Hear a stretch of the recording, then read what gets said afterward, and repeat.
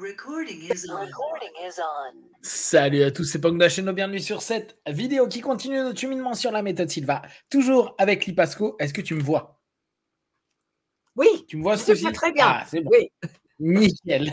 Donc, docteur Lipasco, on va continuer ce travail sur les ventes et le business.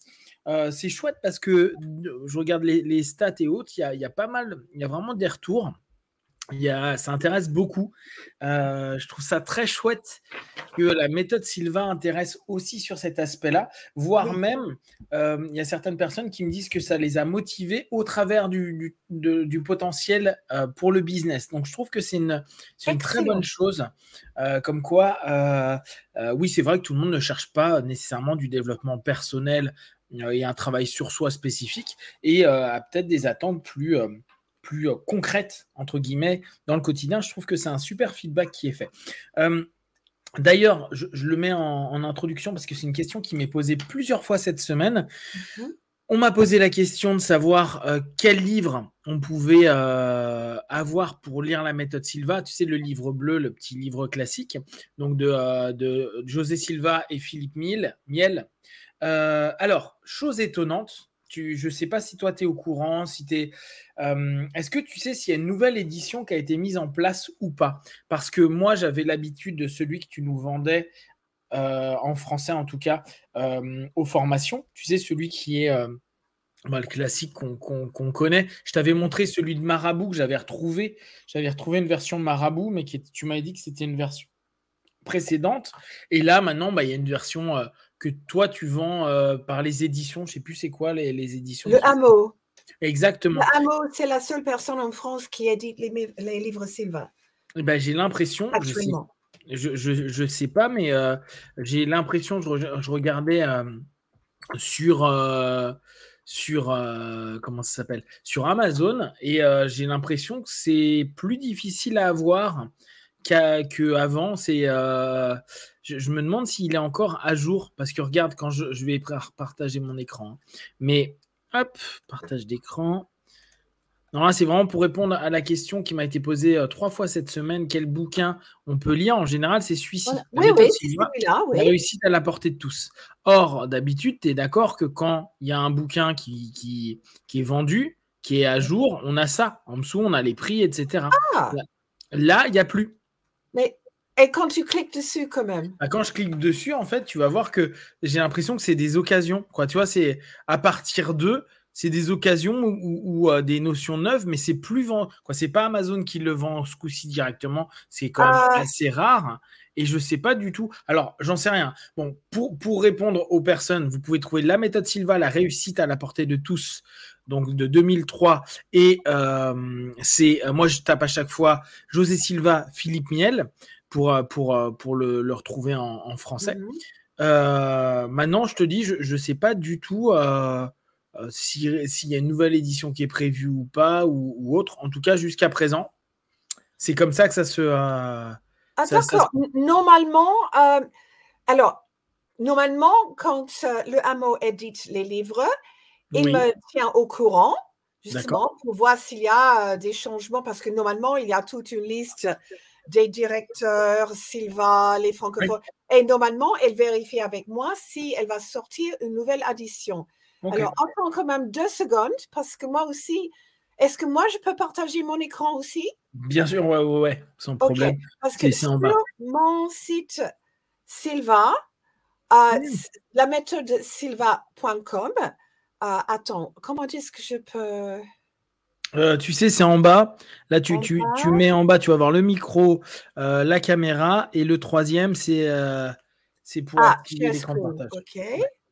Alors, je clique dessus. Après, tu réappuies sur l'écran qui est proposé. Oui, j'attends.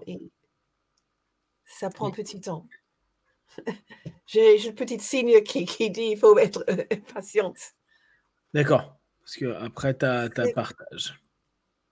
Mais pour le moment, non, il ne m'offre pas la possibilité de... Ah, oui, pardon. En fait, il faut que tu cliques sur l'écran. Et tu vas voir qu'il va être surligné en bleu. Et après, tu pourras avoir share. Après, appuie sur l'écran. Vraiment, là, tu as, le petit écran noir qui est arrivé. Tu appuies dessus. OK. Donc, là, tu vois, donc tu es sur laméthodesilva.com livre. Ouais, ouais. Et là, justement, tu as tous les livres. Génial. Qui sont disponibles. Alors, évidemment, j'ai pas. Et voilà, justement, vous pouvez commander et régler des livres en ligne ici. Donc, vous cliquez comme ça. Parce que moi, je les vends dans les cours, mais pas. Mais autrement, non, c'est trop compliqué. Donc, si je fais ça, j'arrive justement et voilà, ma méthode Silva, 1830, ajouter. Bon, apparemment, c'est toujours disponible. Ah! Et tu as même en occasion à 15 €. Mais tout ça, c'est chez l'éditeur, c'est pas sur Amazon. OK. D'accord. C'est assez cool, comme ça je pourrais le mettre. Et vous pouvez donc directement le retrouver sur le site laméthodesilva.com et vous pouvez y aller. Donc, tu vois, j'ai été assez étonné que sur Amazon, ça soit, en tout cas, ça ne soit pas directement. OK. Donc, là, j'arrête de partager. C'est arrêté? C'est bon? Non, c'est pas arrêté. Si, ça y est, c'est bon. Nickel. Au top. Donc voilà pour les personnes qui m'ont demandé. Je te dis cette semaine, il y en a plusieurs qui m'ont demandé pour les bases. Donc n'hésitez pas. Ouais, alors, je n'ai pas descendu, mais il y a aussi la méthode Silva pour les décideurs. Et ça, en fait, le titre en anglais, c'est Silva Method pour Business Managers. OK. Donc, si on est vraiment intéressé par ce domaine, je dirais ça, on pourrait même commencer avec cela. Ouais, ça, c'est la chose qui les intéresse le plus. D'accord. Ouais, ben je le mettrai. C'est ce que je ferai. Je le mettrai en description. Je mettrai aussi les liens directement vers les ouvrages. Au top. Donc voilà pour les personnes qui posaient la question et j'avais dit que je poserais à Ali pour savoir ce qu'il en est actuellement. Alors, on reprend. Là, on est sur la notion des ventes. Un des points qui est beaucoup mis en avant et sur lequel Denis Higgins, il insiste pas mal, c'est le travail sur l'action et l'attitude. J'ai bien aimé cette idée-là à dire il faut avoir une attitude qui est quand même assez spécifique, assez volontaire, assez ouverte pour faire des ventes, pour aller dans une direction de succès. Et ça aussi, on peut le programmer. Avoir une attitude qui est positive, une attitude qui est dans une croyance de réussite et qui a bien sûr est une attitude. Alors, je pense qu'il y a un point qui est toujours important à prendre en compte. Il ne faut pas se dire c'est juste un état d'esprit ou une attitude. C'est un état d'esprit et une attitude plus une action. Et souvenez-vous, c'est un des points, quoi. Moi, c'est quelque chose que j'aime bien chez José Silva, à force de l'étudier, c'est ce côté aller vers le concret. Ne pas rester juste dans votre monde subjectif, mais oser aller dans le monde objectif, quitte à avoir un feedback, un retour qui soit peut-être au départ pas celui que vous attendez, mais qui vous permettra, à un moment ou à un autre, de recomposer et de recommencer d'une nouvelle façon. Avoir qu'une attitude, c'est bien, mais ça ne sert pas à grand-chose. Parfois, faire que de l'action, mais pas avoir l'état d'esprit ou l'attitude qu'il faut à côté, peut être problématique. Je trouve que l'association des deux, notamment pour le business, notamment pour la vente, c'est quelque chose d'important. Et peut-être le matin, quand vous allez sur la surface de vente ou quand vous allez faire du calling ou quand vous allez en contact de prospects ou de clients, c'est important de vous le rappeler, de vous programmer à vous dire « Ok, j'ai une attitude de professionnel, par exemple. Je sais que je suis un professionnel. » Et ça, c'est important. Souvenez-vous, certaines personnes ont du mal avec le rejet. On en a déjà parlé sur les dernières vidéos. Et c'est important de pouvoir se programmer à se dire c'est pas moi qui suis visé, c'est le costume que je porte à ce moment-là qui est vendeur. Je fais le vendeur. Souvent on dit je suis vendeur, mais en fait je fais le vendeur. Je ne suis pas intrinsèquement le vendeur. Et cette notion de pouvoir se programmer et de se dire bon, bah là je mets mon costume et c'est mon costume de vendeur. Celui qui va être rejeté, c'est mon costume de vendeur, c'est pas moi. Et j'ai une attitude pro, et j'insiste bien pro, parce que parfois, on peut se dire, je suis dans la vente. Alors, ça arrive plus dans les personnes qui sont dans le service, notamment dans notre milieu à nous, d'accompagnement, d'aide à la personne, de soutien, de psycho, etc., où les personnes, avec l'argent, avec le business en tant que tel, sont parfois mal à l'aise, alors c'est très francophone, hein, de parler de tout ça et ça manque de professionnalisme. C'est-à-dire, c'est « Ah, mais c'est pas grave. Non, mais bon, t'embête pas avec l'argent, alors que si, ça fait partie de votre business et être pro, c'est aussi dire, voilà, les choses sont comme ça, les prix sont comme ça. Après, bien sûr, on peut toujours négocier, on peut toujours faire plein de choses, mais ça fait partie de votre facette professionnelle. Et se dire, bah, mon attitude de vendeur de services, vendeur de séminaires, vendeur de qu'importe ce que vous allez vendre, ça demande une attitude professionnelle et pas simplement amateur à dire t'inquiète pas, on s'arrange tout le temps. Non, non, le pro peut s'arranger, mais l'amateur, s'il ne prend pas en compte qu'il est vraiment pro, risque d'avoir une dichotomie dans sa démarche. Je ne sais pas ce que tu en penses, mais je pense que cette notion action et l'attitude, et avoir une attitude de vendeur professionnel, de même les personnes qui disent ouais, mais moi, je n'ai pas une nature de vendeur. Oui, mais tu décides de faire un business, de vendre un service ou vendre quelque chose dont tu as une compétence, tu dois devenir professionnel, avoir une attitude tout du moins professionnelle. Je ne sais pas ce que tu en penses et comment le compléter. Moi, je pense vraiment par la programmation, mais peut-être que tu as d'autres idées. Non, pour ça, non. Mais je trouve excellent qu'on distingue entre état d'esprit et attitude, parce que l'état d'esprit, c'est vraiment quand on rentre profondément en détente à l'intérieur de soi-même. Et c'est là, justement, où on peut formuler, renforcer, vraiment créer consciemment quelle sera notre attitude, mais que ce n'est pas la même chose. Non, c'est bien que distinguer, je crois. Oui. Ouais. Donc, pensez bien, travaillez votre attitude réellement. Vous allez voir, ça va vous changer. Et là, quand vous ne le sentez pas, et je sais qu'il y a beaucoup de personnes qui me disent, mais moi, je ne suis pas vendeur. Moi, par exemple, je ne suis pas particulièrement vendeur, mais je suis bon en vente. J'arrive à très bien vendre. Alors, après, souvent, je ne me markete pas moi, ou je ne vends pas parce que j'en ai pas l'envie. Mais je sais que si j'en ai besoin, je suis complètement capable de le faire. C'est toujours important de savoir quels sont vos objectifs. On revient toujours à la même chose. Hein. Et pensez bien, la méthode a pour but d'aller vers de la solution, de trouver de quoi faire avancer ou de corriger un problème. Donc, gardez toujours en tête attitude, action. Ouais, j'ai bien aimé aussi un point, mais on en a déjà un petit peu parlé. On revient sur les 3 doigts. Alors, j'ai eu pas mal de retours où les personnes seraient intéressées pour qu'on fasse vraiment un podcast que sur les 3 doigts. Et là, en l'occurrence, il parle pour le closing, pour conclure les ventes. Pour conclure les ventes, vous avez eu plusieurs fois des échanges avec des personnes. Et là, vous devez passer au moment de la vente, au concret. Et lui, il programme tout le temps, la veille ou la veille de ces rendez-vous où va y avoir un closing, de se dire, donc une conclusion, hein, de se dire, je me programme et je programme un ancrage pour être le plus ouvert possible, pour pouvoir aller jusqu'au bout, pour ne pas hésiter, pour ne pas avoir peur. Et là encore, hein, je comprends bien qu'il y a des personnes qui n'aiment pas vendre. Ils sont devenus, là je parle de notre domaine, hein, ils sont allés dans le développement de soi, dans le travail intérieur, dans l'accompagnement, parce que c'est quelque chose qui les touche. Et ils se disent, ah, mais gagner de l'argent, pas bien, tabou, méchant, pas bien. Oui, mais là encore, programmez-vous pour vous dire, ça reste mon business. Si j'ai envie d'être heureux dans la vie, à faire ce que j'aime, il faut que je gagne de l'argent. Donc, vous pouvez vous dire, ce n'est peut-être pas pour ça que je le fais, et on est d'accord, mais sans ça, vous ne pouvez pas le faire. Donc, lien de cause à effet, c'est là où vous devenez un vendeur et vous vendez quelque chose, un service. Les 3 doigts, la programmation, donc vraiment, je pense qu'on va revenir dessus en podcast complet dessus, mais vous verrez, c'est quelque chose de vraiment hyper intéressant à ce niveau-là. Est-ce que toi, tu y rajouterais quelque chose pour les closings? Bon, hormis peut-être on peut même faire le miroir de l'esprit, on peut faire pas mal de choses pour les conclusions. Comment toi, comment tu aborderais les personnes, c'est la dernière ligne droite et tu sais qu'à la fin du rendez-vous, il y a la signature ou il y a la personne qui donne le chèque, etc. Qu'est-ce que tu proposerais, toi, de ton côté? En fait, je rembobine un tout petit peu là parce qu'en fait, je suis totalement d'accord avec toi parce que j'ai ça aussi dans mes cours où je forme les hypnothérapeutes, que souvent, il y a cet énorme blocage à l'idée qu'il faut que je demande de l'argent.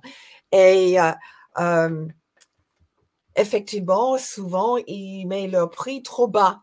Et le problème, c'est que si on l'aime ou non dans notre société occidentale, le prix égale valeur. Et si tu baisses trop ton prix pour être plus disponible aux gens, pour les aider plus facilement, pour aider même ceux qui n'ont pas beaucoup d'argent, en fait, tu te dévalorises et les gens vont chercher quelqu'un qui coûte plus que vous. Donc, je trouve ça un peu bizarre, mais effectivement, si vous voulez vraiment aider autant de gens que possible, il faut qu'on demande de l'argent. Et sinon, qu'est-ce qui va se passer? Vous n'allez plus pouvoir continuer sur ce chemin. Vous allez faire un travail que vous n'aimez pas du tout parce que vous n'avez pas été payé pour votre rôle en tant que thérapeute ou coach, etc. Donc, c'est un grand blocage et je suis contente qu'on en parle parce qu'il faut qu'on se valorise pour demander assez aux autres qui vous valorisent aussi. C'est quelque chose de compliqué. Moi, je vois, j'ai eu un gros syndrome de sauveur. Hein, je me bats souvent avec cette espèce de vouloir sauver le monde entier, les gens, etc. Et quand j'ai commencé, moi, j'ai commencé quand même. J'ai reçu des gens, j'avais 19 ans. Donc, je venais d'habiter ici et je recevais des gens pour faire du magnétisme, du travail d'aide d'une certaine manière. Et de la PNL en parallèle un peu plus tard. Et au départ, j'étais tellement mal à l'aise avec le fait de me dire, alors d'autant plus, tu vois, avec des notions comme le magnétisme ou des notions très abstraites, on pourrait dire à la limite programmer pour quelqu'un ou autre, me dire, mais attends, je vais pas demander quelque chose pour ça, surtout que j'ai rien fait de spécial, je suis allé à des stages et tout, mais j'ai rien fait de fou pour tout ça. Et ben, j'étais au départ chercher des moyens pour avoir un échange équivalent. Tu vois, j'ai demandé qu'on m'amène à manger, j'ai demandé, vu que je vivais tout seul, il y a des personnes qui me faisaient à manger, j'ai mangé du couscous à tire-larigot, j'ai mangé du mafé, j'ai mangé de la choucroute, on m'a emmené plein de choses à manger. Moi, j'étais content, hein, j'aime manger. Mais toi, je faisais des échanges. Je me souviens d'une dame, une fois, qui vient avec un poulet, tu vois. Donc, je mangeais du poulet, j'étais super content.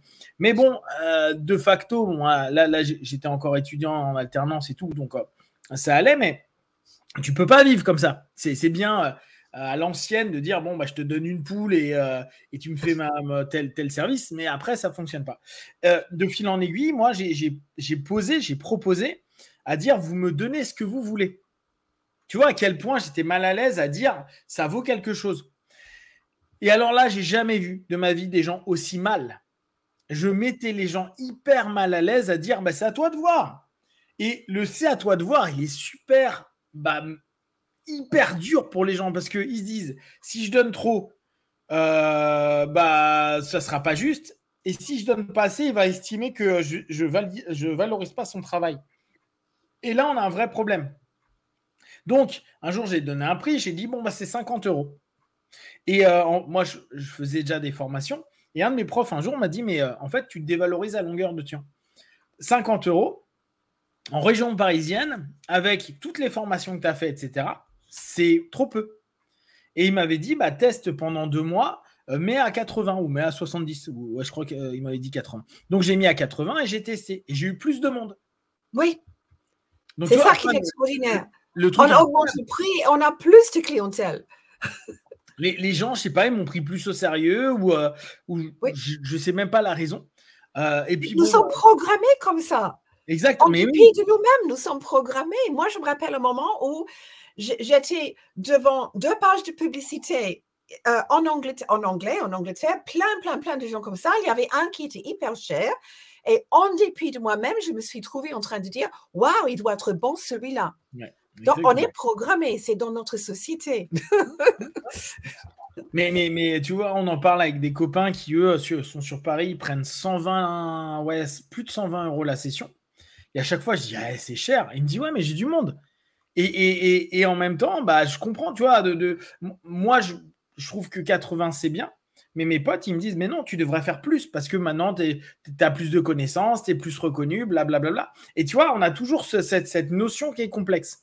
Et je trouve que c'est important pour les personnes qui sont hypnotistes, sont PNListes ou se lancent dans ce travail perso. Oui, il y a une valeur au travail que vous avez acquis, à l'expérience que vous avez développée, etc. Et oui, tout le monde ne peut pas se le payer. Et là encore, ça ne veut pas dire que vous ne pouvez pas arranger des gens. Mais il ne faut pas qu'à la base, l'élément que vous proposez soit par rapport à la valeur que vous estimez valoir en dessous. Et attention, hein, parfois on se met en dessous parce qu'on estime qu'on n'a pas de valeur, ce qui veut dire qu'on a aussi un travail à faire sur la valeur que l'on a. N'oubliez pas, hein, vous faites du travail sur vous, vous apprenez, vous dépensez de l'argent pour des séminaires, vous allez à la rencontre de personnes, vous lisez, vous étudiez, ça a une valeur. Et après, votre expertise aura de plus en plus de valeur. C'est un des points clés. Mais c'est vrai que c'est complexe et pas toujours. Beaucoup de personnes qui se lancent ont beaucoup de mal avec cette idée-là.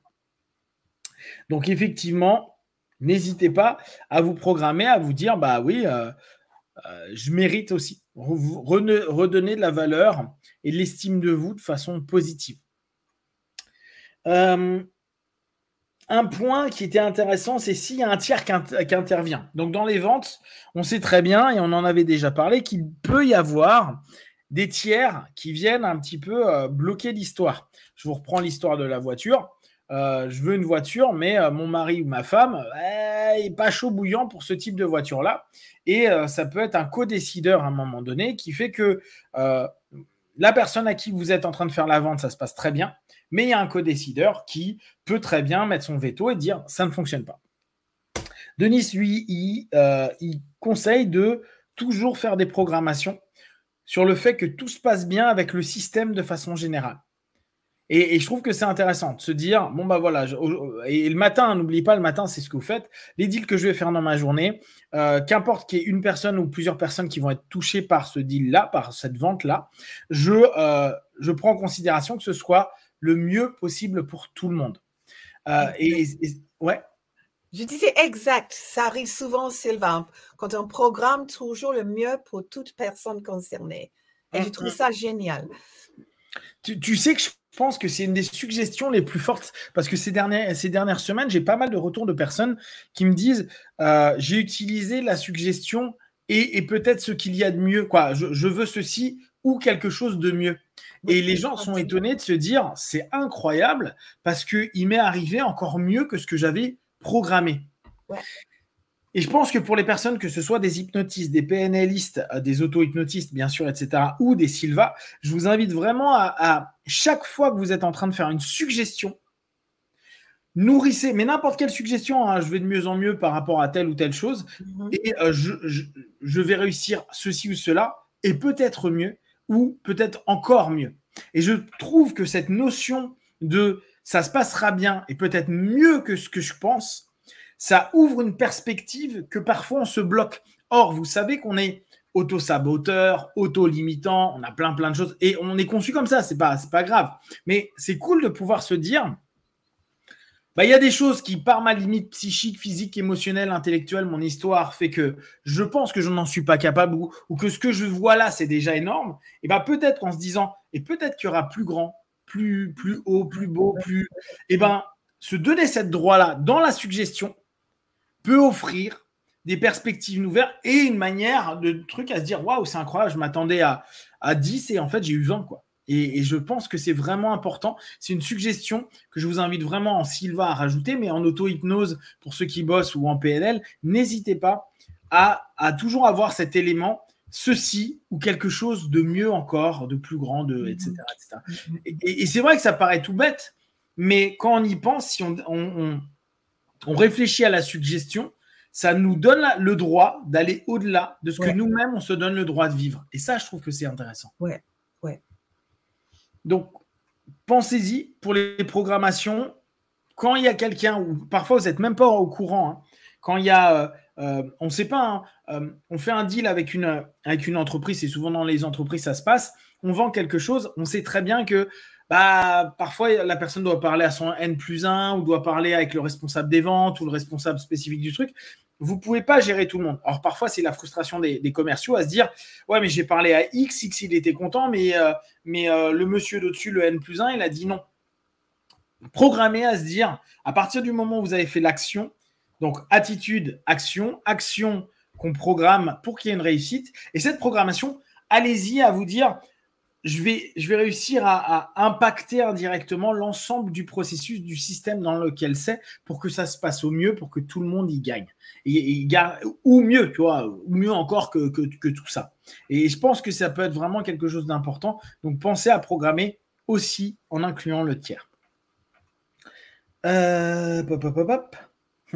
Alors, là, c'est dans les arguments commerciaux sur lever les objections. Quand vous allez faire des arguments par rapport à la vente de vos produits, ou en tout cas à la mise en avant de vos produits, bien sûr que les gens ne vont pas toujours adhérer à tout ce que vous dites. Vous avez beau programmer, il y a des gens, ils ne vont pas être chaud bouillants par rapport à votre produit, par rapport à vous, par rapport à plein de choses, même quand vous voulez que tout se passe bien. Là encore, méthode des 3 doigts. Et alors, lui, la question qui se posait, il disait quand il y a des objections, mais faites les 3 doigts et posez-vous la question, que dois-je faire? Moi, ce que je vous conseillerais, c'est demander à vos conseillers. En gros, quand vous avez des réunions avec des personnes, habituez-vous à communiquer avec vos conseillers et amusez-vous dès qu'il y a une objection ou quelque chose où vous sentez que vous vous tendez, de faire les 3 doigts pour retourner spontanément en alpha. Lee vous a expliqué la semaine dernière comment on peut maintenir les yeux ouverts, vision périphérique pour rester en alpha, et aller demander à l'interne tout ce qui pourrait, à un moment donné, à vos conseillers, à ce moment-là, vous donner sur qu'est-ce que je dois faire, qu'est-ce que je dois dire. Et là, vous allez avoir des intuitions sur une sémantique, sur quelque chose qui peut être un exemple qui va parler à la personne qui objecte, etc., etc. Utilisez les 3 doigts pour ça. Est-ce que tu auras une idée, toi, par rapport à justement ces objections que les gens peuvent avoir par rapport à un produit où tu sens qu'il y a quelqu'un qui est un peu réticent à ce que tu proposes? Comment tu le gérerais, toi? Alors, d'abord, si c'est une objection totalement imprévue, donc on n'était pas au courant, voilà, donc à ce moment-là, il faut se reconnecter avec ses ressources et on utilise les 3 doigts. Mais à part ça, on sait que pour certains produits, les objections seront toujours un peu identiques. Donc, il faut quand même préparer.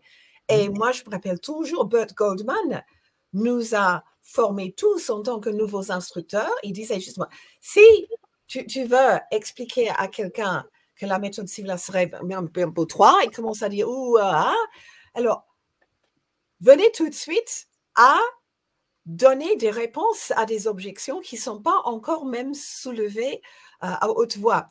Il dit par exemple, qu'est-ce que pourrait être des... Je n'ai pas assez de temps. Et tu expliques justement qu'ils peuvent faire ça en petites parties, en plusieurs séminaires, et qu'il y a des... oh oui, j'ai pas assez d'argent. Et tu expliques qu'il y a des tarifs réduits et qu'on peut payer en plusieurs fois, etc. Ou bien les dates ne me correspondent pas. Et tu expliques justement qu'on peut faire le cours en plusieurs sections différentes et ce n'est pas un problème, on peut revenir une autre fois pour terminer, etc., etc. Donc, comme ça, tu as toujours préparé en tête pour les objections classiques, quoi. Et s'il y a d'autres, là, il faut utiliser bien sûr les 3 doigts parce que évidemment, il y a certains qui sont très personnels. Ouais, pensez bien là pour les personnes qui se lancent ou qui doivent travailler leur vente. Les argumentaires de vente, effectivement, ça se travaille. Ça se travaille pour éviter les objections. Donc, c'est déjà répondre en amont à l'ensemble des objections les plus courantes. Il y a après des styles et des écoles qui ont vraiment une manière très ritualisée d'amener un produit, l'engagement à un produit, les exemples, plonger les gens dans l'imagination, etc., etc. Il y a vraiment des méthodes de vente qui sont plus ou moins reconnues.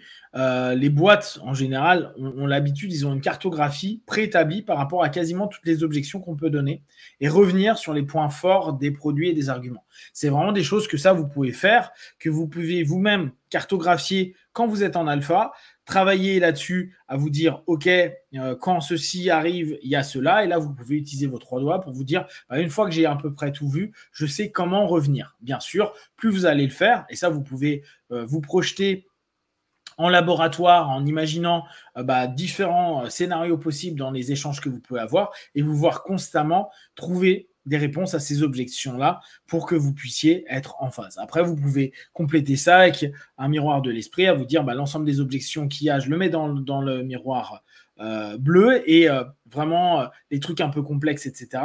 Et voir que ça peut arriver, mais que vous arrivez à gérer tout ça, à trouver les bonnes alternatives, les bons mots, les bonnes séquences pour ramener vers de l'argumentaire. Tout ça, ça se prépare. Hein.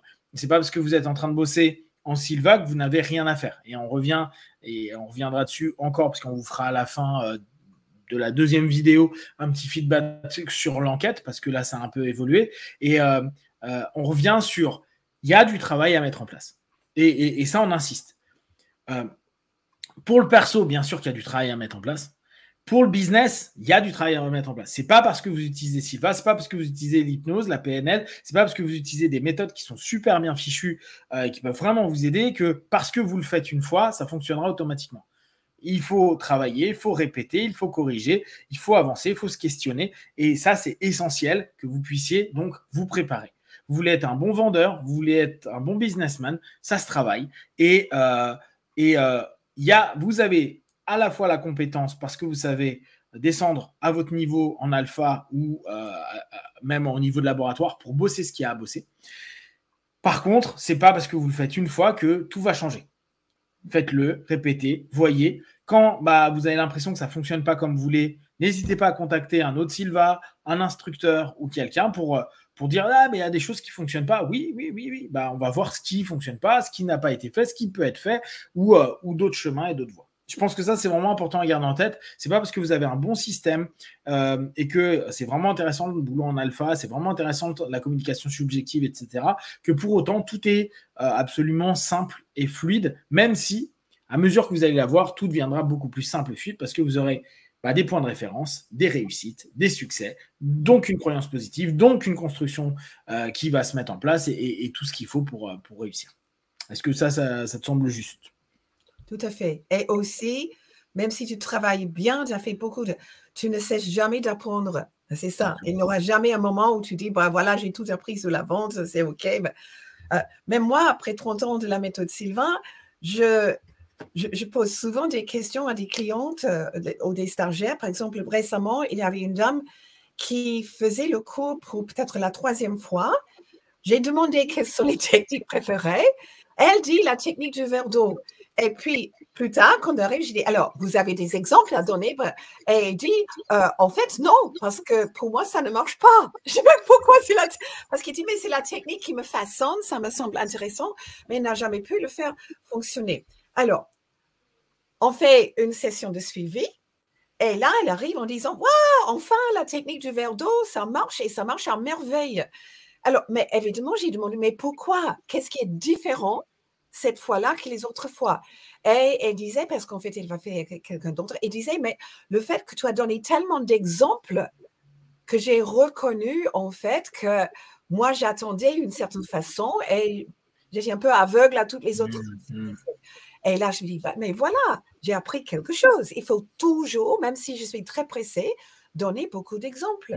Mais ça, après des années de pratique, je cherche toujours un feedback pour savoir qu'est-ce qui fonctionne.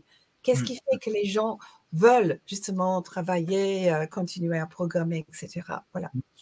Bien sûr. J'espère que c'est...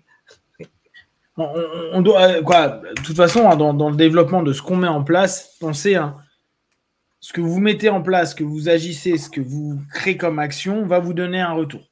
Après, il y a des moments où c'est OK, des moments où c'est moins OK, et tout ce qu'on met en place peut aujourd'hui fonctionner, demain un peu moins. Il faut se poser juste la question de se dire, OK, qu'est-ce qui s'est modifié? Est-ce qu'il y a un état d'esprit? Est-ce que le marché est un peu différent? Est-ce que la façon de penser des gens est différente? Et c'est à nous juste de nous adapter et retrouver des points de référence communs pour pouvoir à nouveau retravailler tous ensemble.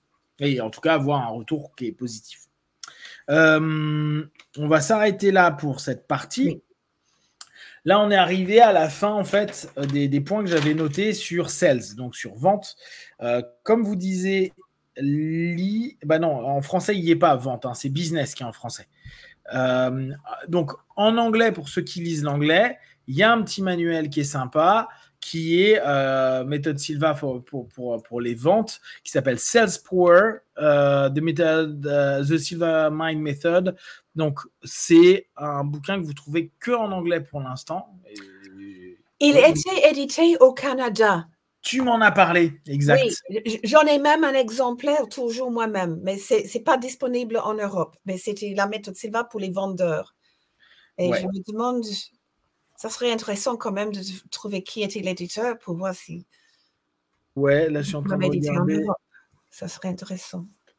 Alors là, tu vois, je ne le trouve pas du tout sur Amazon France. Non. Et Il n'a jamais été disponible en Europe. Je trouve ça dommage. tu vois, le pouvoir de vendre. Oui, voilà, c'est ça. Pouvoir de vendre, pardon. Oui. Pouvoir de vendre. Pouvoir de vendre, tu vois, je l'ai sur Rakuten à 35 €. Faudrait que je me le chope. Ouais, après, le problème, c'est que c'est comme tout. Hein, à partir du moment où où il n'y a pas beaucoup d'offres, c'est assez facile. Donc, ouais, attendez, je vais vous faire juste. Je regarde avec ce nom-là, si je le trouve sur Amazon. Non. Ah, si, je l'ai là. Je l'ai là. Mais effectivement, ouais, tu vois, là, il y a carrément. Occasion chère, oui. Ouais, c'est des occasions chères. Je vous le partage juste si vous voulez regarder. Partagez, hop. Donc, Amazon. Donc, c'est ce bouquin-là. Oui, c'est ça. Donc, 99, il a été. Et là, je vous dis, là, on le trouve à 40 € et sur Rakuten, on le trouve à 35,80. Donc, bon, je vous invite pour ceux qui sont anglophones, de plutôt anglophoniser ce coup-ci, parce que en français, c'est pas ultra pratique.